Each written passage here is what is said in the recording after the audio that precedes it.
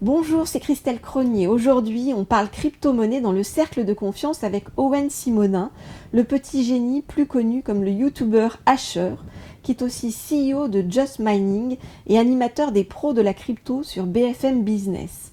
À 25 ans, le jeune Corse est devenu un incontournable de la cryptosphère, dans laquelle il s'est construit un véritable empire dont il va nous donner les clés et nous suggérer des solutions d'investissement dans les crypto-monnaies.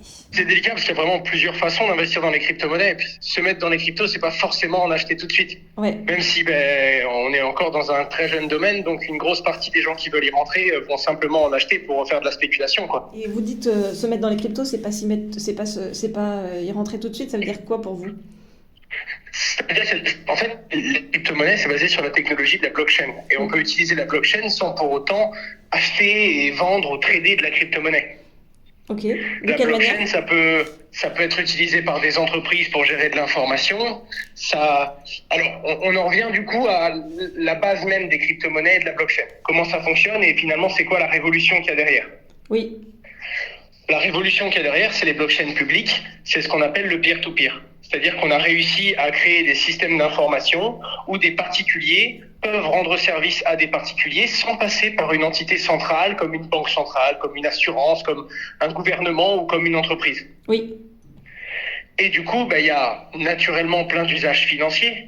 S'envoyer des fonds sans passer par un système de paiement, faire des prêts, des emprunts, s'assurer. C'est pour ça qu'on parle beaucoup généralement de crypto-monnaie, de finance.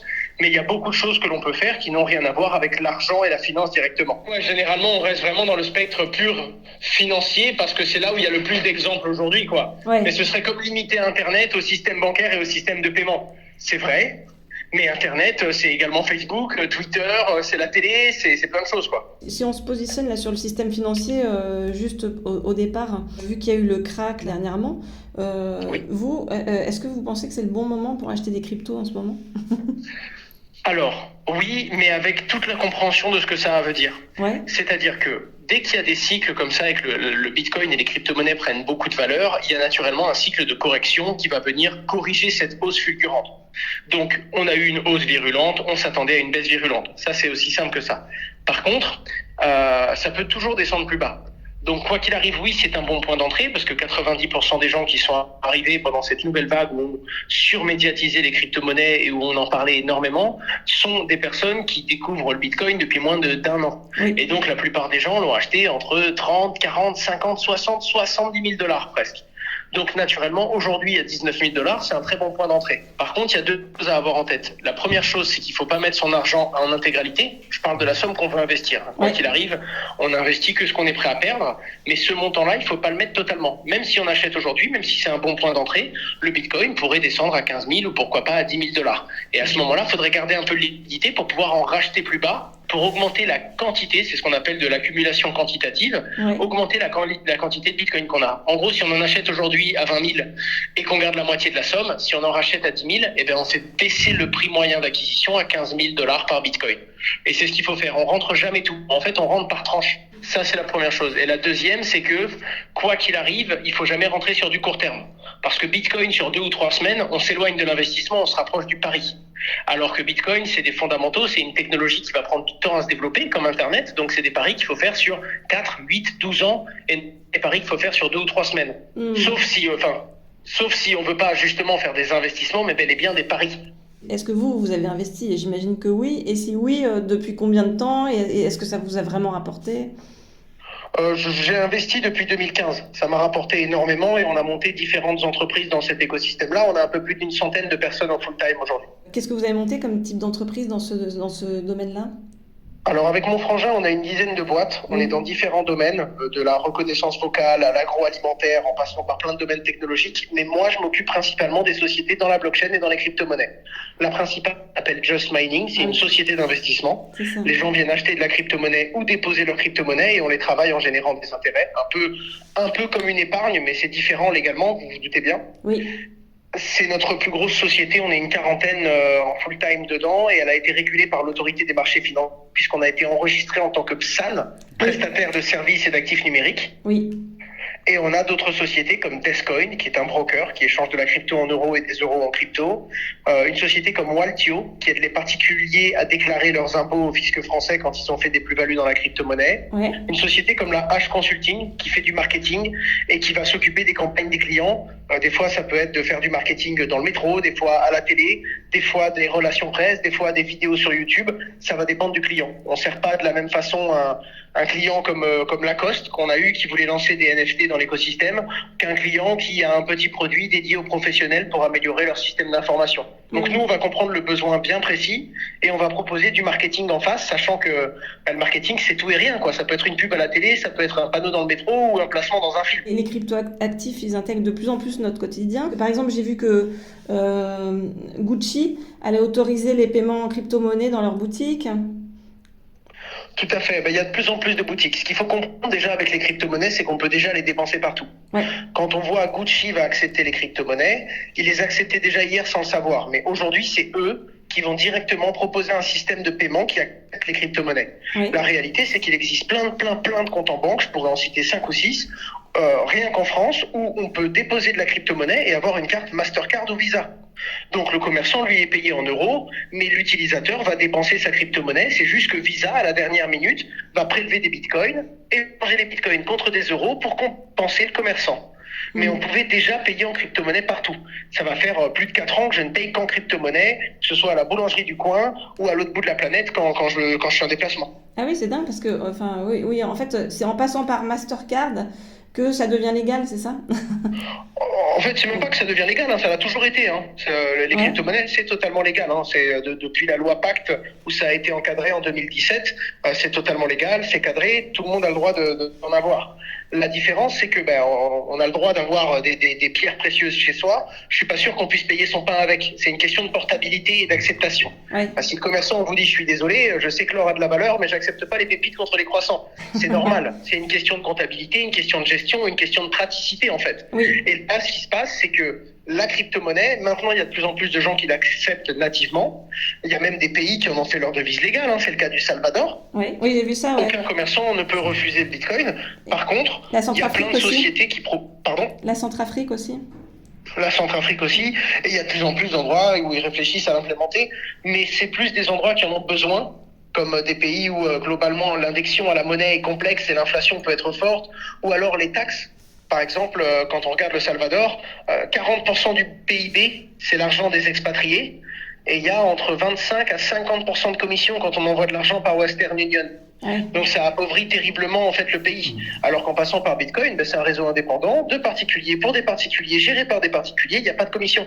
Enfin, il y a des frais de transaction, mais pas de commission de change, ou de frais. Ouais. Et donc naturellement, on rentre dans un cadre où certains l'utilisent pour améliorer ce qui existe autour d'eux.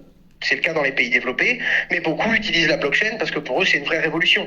On est en plein milieu de l'Afrique, on a un téléphone portable, on est connecté à Internet, on peut s'assurer, on peut avoir un compte en banque, on peut envoyer de l'argent partout dans le monde sans frais supplémentaires. C'est une inclusion financière qui n'existait pas hier, en fait. Bah oui, en effet, ouais. Mais en attendant, dans les pays développés, aujourd'hui, comme c'est totalement régulé, Visa propose des services crypto, Mastercard aussi, les banques commencent à avoir des agréments vers les crypto-monnaies, et donc maintenant, il y a carrément des réseaux de paiement, comme Visa et Mastercard, qui couvrent 80% du globe, qui, eux, proposent le change. Donc si on a un compte avec des crypto-monnaies dessus qui est compatible, Visa peut compenser un commerçant en dollars ou en euros, alors qu'à l'origine, l'argent prélevé sur le compte de l'utilisateur, c'est du Bitcoin. J'ai vu que pour les NFT, par exemple, il y avait Cristiano Ronaldo, mais aussi Kylian Mbappé, par exemple, qui sont mis aux crypto-monnaies. Cristiano Ronaldo et Mbappé viennent vraiment sur les NFT. Les NFT, c'est tout ce qui va être quelque chose de numérique, mais d'unique. Oui. C'est en rapport avec la blockchain, parce que c'est la blockchain qui permet ça, mais il y a une différence entre Bitcoin et les NFT. Donc, on ne peut pas comparer ça exactement de la même façon.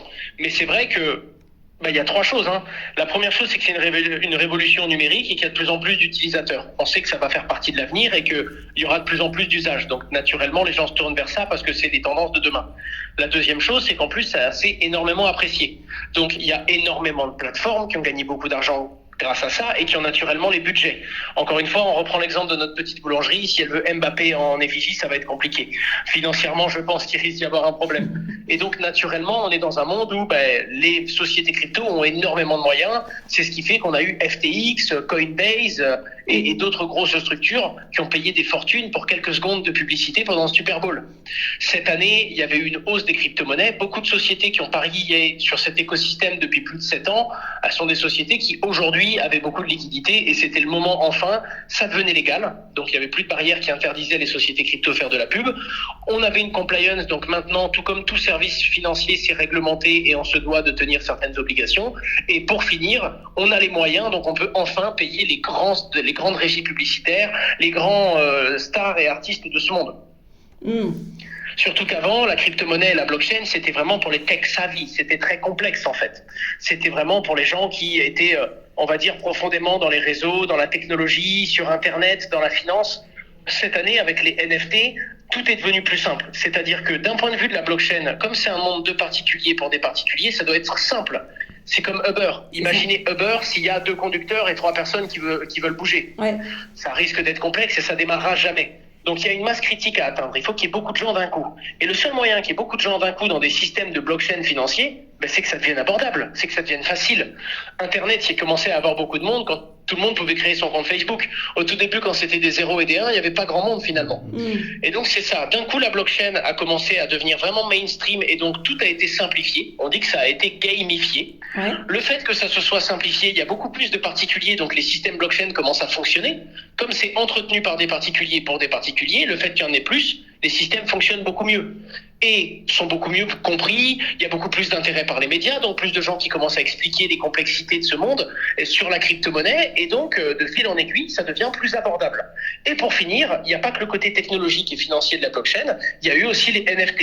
Les NFT, c'était beaucoup plus artistique, donc ça commençait à toucher différents pans, que ce soit le sport, que ce soit le monde de la mode, parce que les marques de mode voulaient commencer à faire quelque chose de numérique mais d'unique, sachant qu'avant c'était pas possible, donc les marques de mode évitaient le numérique finalement le plus possible, parce qu'on pouvait on va dire les contrefaçons, c'est déjà un problème dans le monde réel, mais il y a une problématique de copie. C'est très très dur de faire un vrai qualité, alors que dans le monde du numérique, on pouvait copier-coller n'importe quoi et en faire un identique. Donc les marques de luxe essayer de fuir ce monde. C'est plus le cas aujourd'hui grâce aux NFT. Et donc on a commencé à toucher plein de gens et il y a des gens qui avaient rien à voir avec la technologie, rien à voir avec la finance, mais qui se sont intéressés énormément à la blockchain et aux crypto-monnaies parce que leur star préféré ou leur musicien préféré s'y sont mis. Et donc ça a commencé à toucher beaucoup plus de monde d'un coup, au-delà de la finance et de la technologie uniquement. Oui, il y a eu aussi le cinéma. J'avais vu avec Martin Scorsese, qui a été le premier réalisateur à réaliser un film financé en NFT. Tout à fait, mais il y a eu ça pour les levées de fonds des entreprises, le financement au cinéma, le monde du sport, le monde de la communication, le monde de l'audiovisuel, le monde de la musique. Il y a des artistes qui ne passent plus par des studios et qui se financent eux-mêmes en vendant leurs NFT, comme par exemple Tyga, qui a fait ça, ou Lil Pump aux États-Unis, qui se sont financés grâce à des crypto-monnaies, enfin des NFT qui ont été émis et qui ont été proposés aux fans en échange du budget pour financer le titre. Donc ça a vraiment touché différents domaines d'un point de vue financier ou non, technologique ou non. Même j'ai vu dans l'immobilier aussi, Versity par exemple. Tout à fait, il y a de plus en plus de sociétés qui font du financement comme ça. C'est un peu comme une SS2I, une SCPI, pardon, je dis n'importe quoi. Un peu comme une SCPI qui va prendre un bien, qui va en faire 5000 crypto-monnaies. Chaque crypto-monnaie représente un 5 millième du bien. Et ça permet à tout le monde d'en acheter, d'avoir les rendements des loyers et de rééchanger parce que sans passer devant un notaire, sans prendre des semaines, des mois et d'avoir un gros volume financier, on peut rééchanger sa crypto-monnaie et céder son droit à quelqu'un d'autre. Donc c'est beaucoup plus rapide et pratique quoi. Ouais, c'est drôle et même des sociétés comme vraiment en effet grand public quoi, hein, comme j'ai vu il y avait la Poste qui a fait des avec les timbres, tout à fait. C'est ça. En fait, ça va vraiment dans tous les domaines. Alors, plus ou moins utile, plus ou moins pour surfer sur une vague que pour répondre parfois à un problème. Mais c'est normal. C'est comme Internet au début, quoi. Hein. 99% des sites Internet, c'était juste des gens qui mettaient 3 images pour dire regardez mes images, on peut les voir de partout dans le monde. Ça n'avait pas vraiment de valeur. Mais c'est par ça qu'on passe pour essayer des choses. Quand les crypto-monnaies baissent, les projets les moins bien tenus et les moins sérieux disparaissent par faute de financement et c'est les projets les plus sérieux qui vont par incrémentation empirique, on essaye, on apprend, on améliore et on finit par avoir des solutions utiles. Si vous aviez 5 conseils pour aborder tout ça, ce seraient lesquels ? Alors le premier conseil, ce serait vraiment de se renseigner. C'est vraiment le premier conseil qu'on peut donner, parce que se renseigner, aujourd'hui c'est possible, c'est beaucoup moins compliqué qu'avant, et surtout ça permet de comprendre dans quoi on met les pieds. On est quand même dans un monde où on veut que chacun puisse redevenir sa propre banque finalement, puisse détenir ses propres comptes, sauf que ça veut dire récupérer sa responsabilité financière. Il y a des gens qui ne le sont pas. Il y a des gens qui ont toujours été conseillés, qui ont toujours été accompagnés, qui ont toujours eu des gens qui répondaient à leurs questions. La blockchain, c'est un algorithme. Il nous donne un mot de passe pour accéder à nos fonds. Si le mot de passe, on le sauvegarde pas bien et qu'on le perd, il n'y a pas de service après-vente. Donc il faut comprendre que aller dans la blockchain, c'est obtenir une certaine liberté et inclusion financière. Par contre, ça veut dire une certaine responsabilité. Si demain quelqu'un veut utiliser toute sa fortune pour acheter des pierres à l'autre bout de la planète, personne ne va lui déconseiller de le faire. Avec la blockchain, il pourra. Donc il y a les responsabilités qui vont avec les avantages, mais naturellement, la responsabilité est un inconvénient. Donc se renseigner. La deuxième chose, c'est de se concentrer vers les plus gros projets. Comme je l'ai dit, aujourd'hui, il y a énormément de gens qui viennent juste tester la blockchain et essayer d'utiliser cet outil pour faire un petit truc et profiter de la tendance. Il faut se concentrer sur les gros projets qui sont là depuis longtemps et comprendre que c'est jeune. Quoi qu'il arrive, il faut qu'il y ait des erreurs de jeunesse qui soient faites pour pouvoir apprendre et pour pouvoir développer le système qu'on utilisera demain. C'est un petit peu comme si 4 mois après la création d'Internet, je vous demandais de me dire pariez sur un site Internet qui va devenir le plus gros. 4 mois après la création d'Internet, il n'y avait pas Google, il n'y avait pas Facebook, il n'y avait pas Amazon. C'est normal, ça prend du temps pour avoir les best practices et pour arriver à quelque chose de bien. Donc, ne pas se précipiter et quand on y va, aller sur les plus gros projets. Un exemple de gros projet ? Bitcoin, Ether. Ouais. Voilà, les vraies grosses crypto-monnaies. Ouais. On évite d'aller tout de suite vers le coin que le cousin nous a conseillé. Oui. Okay. La troisième chose, ça va être de rentrer par étapes. C'est-à-dire que même si on n'est pas là pour la spéculation, on sait qu'il y en a, on sait qu'il y a de la volatilité. Et donc, il faut être prudent. Ne jamais mettre un seul euro qu'on n'est pas prêt à perdre. Jamais. Oui. En tout cas, pas dans un écosystème aussi jeune. C'est le troisième conseil. Le quatrième conseil, c'est de se rappeler que l'argent rapide existe. On peut gagner rapidement, mais uniquement parce qu'on peut perdre rapidement. L'argent facile n'existe toujours pas, même dans la crypto-monnaie. En gros, si on vous dit « envoyez-moi 100 euros, je vous renvoie 200 euros », on n'y croit pas dans le monde de tous les jours. Alors, si quelqu'un nous dit « envoie-moi un bitcoin, je t'en renvoie 2 », on n'y croit toujours pas. Et pourtant, rien que le fait que ce soit un bitcoin et pas de l'euro, il y a plein de gens qui tombent dans le panneau. Parce que c'est nouveau, parce que c'est complexe, et parce qu'on sait qu'il y a des gens qui ont gagné beaucoup, et donc on y croit. Non, l'argent facile n'existe toujours pas, point barre. Ça, il faut vraiment le dire aux gens. Et le tout dernier conseil, c'est quand on investit, soit on investit du coup sur les plus gros projets, soit sur des projets de conviction, des projets d'un domaine qu'on connaît bien. Si on est dans la musique, par exemple, on va être beaucoup plus sensible aux projets blockchain dans la musique. Mais on n'investit jamais tout d'un coup. Même si on est prêt à perdre 3 000 euros et qu'on veut les investir, eh bien, on va mettre 1 000 euros aujourd'hui et on va patienter, voir si le marché prend ou perd de la valeur pour rentrer plus tard. La méthode conseillée pour les débutants, c'est ce qu'on appelle le DCA. En gros, si on veut mettre 3 000 euros, eh bien, on va mettre 300 euros par mois pendant 10 mois. En gros, on va lisser son entrée. Vous, c'est quoi vos centres d'intérêt sur la blockchain ? Alors moi, c'est vraiment l'ensemble. Ce qui m'intéresse, c'est l'écosystème micro et macroéconomique. Comment est-ce qu'il se développe ? Comment est-ce qu'il évolue en face des autres marchés financiers ? Et globalement, mon métier, c'est de faire des rendements. C'est-à-dire que je regarde même pas est-ce que les prix vont monter ou descendre. Évidemment, je le regarde, mais ça, c'est indépendant de ma volonté. Oui. J'aimerais dire que j'ai assez de moyens pour faire monter ou baisser le Bitcoin, mais j'en ai pas suffisamment. Oui. En attendant, mon job à moi, c'est vraiment de prendre une certaine quantité de crypto-monnaie, genre un client me dépose 10 Ethers, et je vais essayer de générer 5 à 10% d'intérêt par an pour lui. Pas parce que l'Ether prend ou perd de la valeur, mais parce que au bout d'un an, j'aurai 10,5 Ethers, parce qu'on aura pris des Ethers, on les aura mis dans la blockchain, on aura monté le serveur informatique pour sécuriser les transactions des autres utilisateurs, et en échange, on a des intérêts parce qu'on a travaillé en tant que particulier pour sécuriser le réseau. Vous prenez combien de pourcents d'intérêt, par exemple, sur quelqu'un qui veut investir ? Ça va dépendre de plein de choses. Ouais. Ça va dépendre de plein de choses parce que, un client qui vient, qui dépose 20 millions d'euros sous mandat, ça n'a rien à voir avec un client qui se connecte, qui utilise notre plateforme pour mettre 250 euros, naturellement. Ouais. Ça va dépendre aussi de la crypto-monnaie. Quelqu'un qui achète du Bitcoin chez nous, il va pas payer la même chose s'il passe par virement. Par virement, il va avoir peut-être 0,3, 0,4% de commission. S'il passe par carte bleue, il va payer 2% de commission parce qu'on a les frais du réseau carte bleue. D'accord. Donc, généralement, ça va plus dépendre de la méthode qu'utilise le client que de ce qu'il vient faire. Un particulier qui vient, qui a besoin d'être conseillé, qui a des euros, qui ne sait pas du tout ce que c'est la crypto-monnaie, il lui faut 4 rendez-vous. On va pas le charger pareil que quelqu'un qui arrive en disant voilà, moi j'ai déjà ma crypto-monnaie, je veux juste la déposer pour la faire travailler chez vous. Ouais, c'est pas le même métier parce que il y en a un, il y aura du conseil, il y en a un autre, il n'y en aura pas. Mais généralement, ce sont des frais qui se comptent la plupart du temps de l'ordre de 10 à 15% de ce que l'on va extraire. D'accord. Je parle pas de frais d'entrée, ça dépend de comment est-ce qu'on achète, mais ça va plus être, voilà, si on vous génère 15% d'intérêt par an, nous on va garder 15% de vos 15%, donc on prendra 3 en commission. Et ce sera donc proportionnel à la performance et aux intérêts qu'on va obtenir pour vous. Et il y a une conférence anti-crypto. C'est la toute première, j'avais jamais entendu ça. J'ai vu ça m'a surpris. J'en pense que si le débat est constructif, c'est sain. Ouais. Aucun écosystème ne s'est développé durablement sans avoir une critique constructive. Après, ce que je sais, c'est qu'il y a beaucoup de gens qui vont là-bas et qui comprennent pas.